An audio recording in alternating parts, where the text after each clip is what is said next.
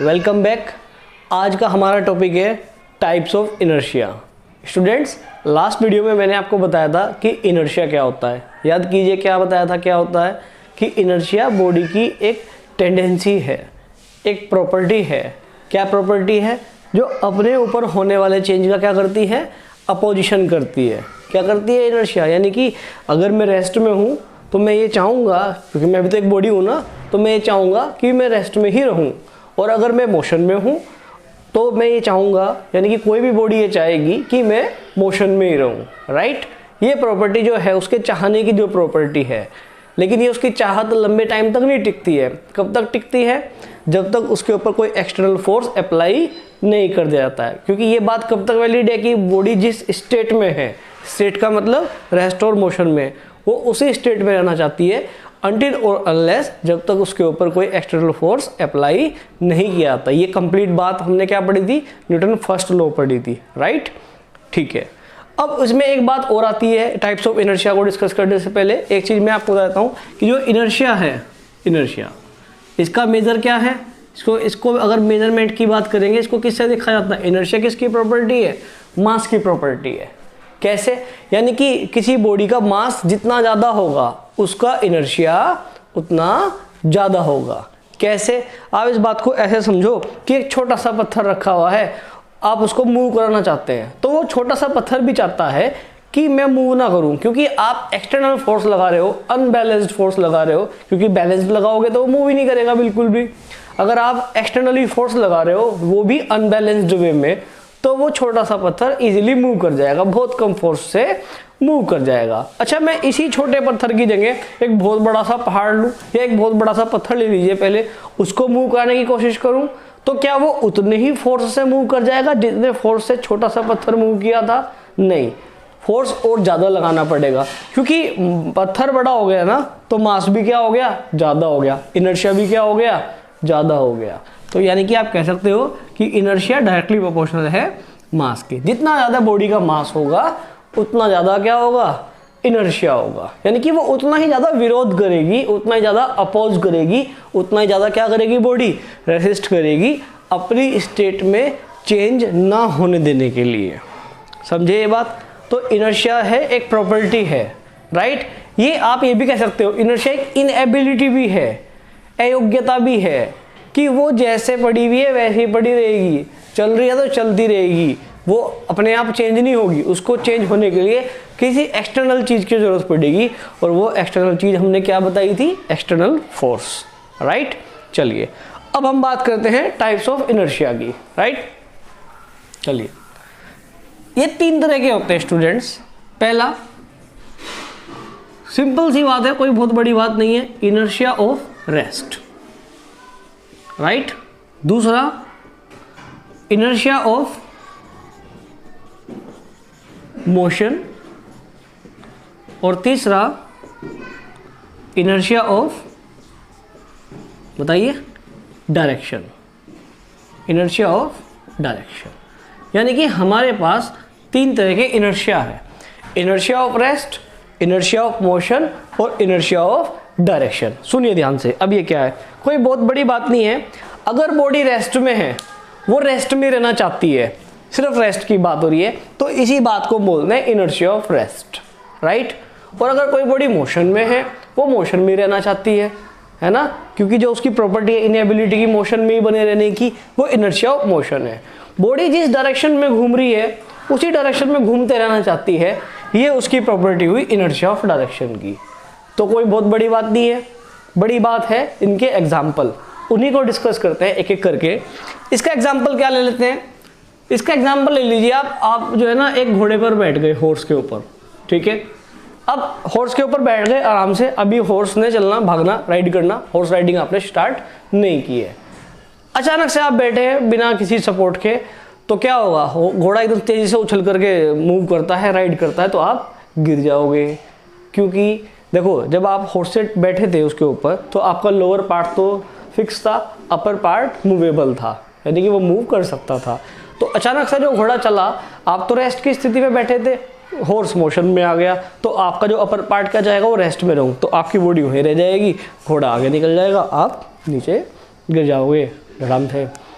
ठीक है, तो ये वाली क्या बात हुई, इनर्शिया ऑफ रेस्ट। इसका एक और एग्जांपल ले लीजिए, जो घर में आपके घर पे आप खुद भी करते हैं, आपकी मम्मी भी करती है, पापा भी करते हैं कभी कभी, ठीक है, आप खुद भी करते हैं और कोई भी करता है जो सफाई करता है। क्या, एक कारपेट लिया, उसके ऊपर डंडे से ऐसे पिटाई कर दी उसकी, गद्दे से, गद्दे का ले लिया, कोई धूल मिट्टी हो रही है, तो क्या होता है जब आप किसी कारपेट को किसी डंडे से पीट रहे हो, बीटिंग कर रहे हो ऐसे, है ना, धूल झड़ती है कि नहीं?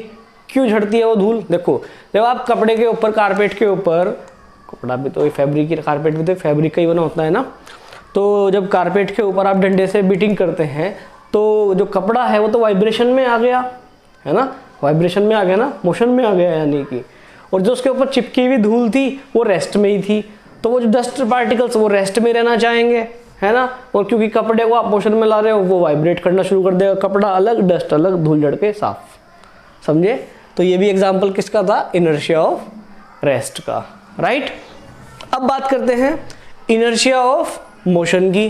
घोड़े वाला एग्जाम्पल ले लीजिए। यहाँ भी अचानक से आप, क्या होता है जब आप घोड़े राइड राइड करते जा रहे हो, तो अचानक से जब घोड़ा रुकता है, क्योंकि आप मोशन में थे, घोड़ा अचानक से रुक गया, तो तभी आप गिरने की संभावनाएं बहुत बढ़ जाती है और कितनी बार आप गिर भी जाते हो, क्योंकि आपकी बॉडी मोशन में थी जब राइडिंग पर थे आप, तो अचानक से घोड़ा स्टॉप हो गया, आपकी बॉडी क्या चाहती है कि मैं मोशन में ही बना रहा हूँ, तो इसलिए घोड़ा एकदम से रुक गया, वो रेस्ट में आ गया, बॉडी मोशन में आना चाहती थी, तो रिजल्टेंट क्या होगा, आप घोड़े से गिर जाओगे। बोलो, इतनी बात समझ में आई क्या? क्लियर। अब आती है इनर्शिया ऑफ डायरेक्शन की बात। तो यानी कि आपको एग्जाम्पल से पहचानना, देखो इनर्शिया है तो वही ना जिस स्थिति में, अब स्थिति में क्या बात ऐड हो गई, एक तो रेस्ट भी थी, मोशन भी थी, और एक नई बात आपके लिए क्या ऐड हो गई, डायरेक्शन ऐड हो गई। अब आपने एक चीज देखी, आपने कभी जो नाइफ होता है, नाइफ चाकू, उसको शार्प होते हुए देखा है? अगर आपने जब उसको शार्प करते हैं, दुकान वाले के पास आप जाओ, तो वो चाकू की जो धार है वो बिल्कुल नोकीली करते हैं ना, पहना करते हैं उसको, शार्पनिंग ऑफ नाइफ करते हैं। तो आपने देखा होगा जो स्पार्क है, स्पार्क, उनका एक गोल सा एक पहिया सा होता है, जिसके ऊपर वो क्या बोलते हैं, रफ सरफेस होता है, और इसके ऊपर चाकू को रखा जाता है ना, और आपने देखा होगा जो स्पार्क है वो ऐसे निकलता है आगे की तरफ को, देखा कभी? जिस स्टूडेंट्स ने ये होते हुए देखा होगा, नोटिस करना, जब आप चाकू शार्प कराने जाओ मार्केट में, या कितनी बार आते जाते देखो, तो जो स्पार्क है वो बिल्कुल आगे की ओर सीधा ऐसे निकलता है, समझे ना? क्यों? क्योंकि देखो, आप सब जानते हैं, आपने पुरानी वीडियोस में सीखा हुआ है मुझसे ही, कि मैं आपसे हमेशा बोलता हूँ, इस बात को भूला मत कीजिए, कि अगर आपको क्लियरली और भी क्लियर कट लुक कॉन्सेप्ट लेना है, तो आप मेरी वीडियोस को हमेशा सीक्वेंस में देखिए, आपके कॉन्सेप्ट्स और भी ज़्यादा क्लियर होंगे, बिलीव मी।